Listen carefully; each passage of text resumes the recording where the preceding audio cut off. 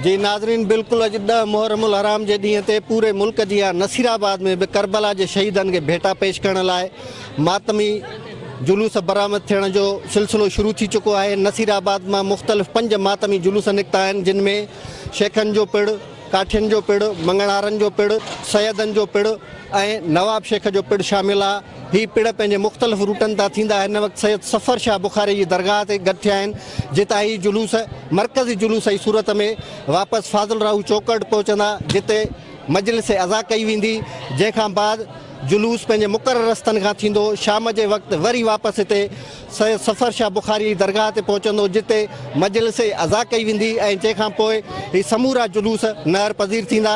इन खां अलावा असीं ॻाल्हि कंदासीं सिक्योरिटीअ जी, त नसीराबाद में हिन मातमी जुलूसनि खे सिक्योरिटी ॾियण लाइ पुलिस तरफ़ां हिकु मुनज़म प्रोग्राम जोड़ियो वियो आहे। सिक्योरिटी इंतज़ाम सख़्तु कया विया आहिनि। मुख़्तलिफ़ चौकनि ते, चौवाटनि ते ऐं जुलूस जे रस्तनि ते पुलिस नफ़री मुक़ररु कई वई आहे।